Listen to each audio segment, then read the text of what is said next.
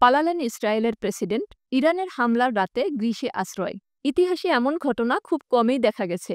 যুদ্ধের মুখোমুখি এক দেশ আর সেই দেশের প্রধানমন্ত্রী হঠাৎ করে উধাও।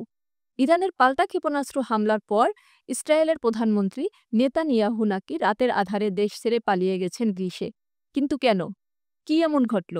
আজকের ভিডিওতে জানুন সেই চাঞ্চল্যকর ঘটনা। ইসরায়েলের প্রধানমন্ত্রী নেতানিয়াহুকে নিরাপদ আশ্রয়ে সরিয়ে নেওয়া হয়েছে বলে খবর প্রকাশ করেছে ইরানের রাষ্ট্রীয় সংবাদ সংস্থা ইরনা। ধারণা করা হচ্ছে তাকে গ্রিসে নিয়ে যাওয়া হয়েছে।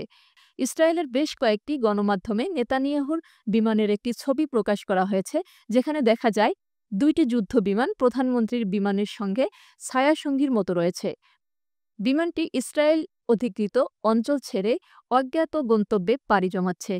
পরবর্তীতে ইসরায়েলের চ্যানেল ১২ জানিয়েছে, নেতানিয়াহুর বহনকারী বিমানটি গ্রিসের রাজধানী এথেন্সে অবতরণ করেছে।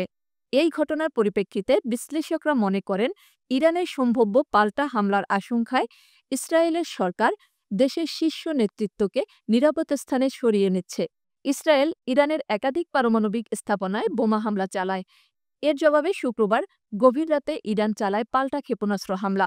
প্রত্যক্ষদর্শীদের মতে তেল আবিব, হাইফা, রামাত, গানের মতো গুরুত্বপূর্ণ শহরে আঘাত হানে ইরানি মিসাইল। ইসরায়েল জুড়ে বাজে সাইরেন, লাগে আতঙ্কের আগুন।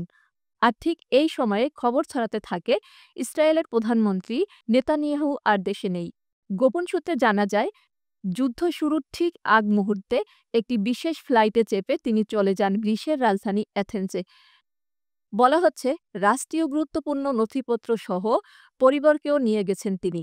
তবে ইসরায়েলের সরকার বিষয়টি নিয়ে এখনও নিশ্চুপ। এই ঘটনায় মিশে গেছে রাজনৈতিক উত্তেজনা। কিছু বিশ্লেষকদের মতে এটি ছিল একটি নিরাপত্তাজনিত পদক্ষেপ, তবে বিরোধীরা বলছে এটি প্রধানমন্ত্রী কাপুরুষতা ও দেশের প্রতি অবিশ্বাসের বহিঃপ্রকাশ।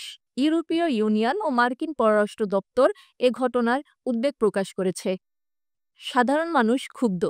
সোশ্যাল মিডিয়ায় ছড়িয়ে পড়ছে হাজারো মেমে ও প্রতিবাদ।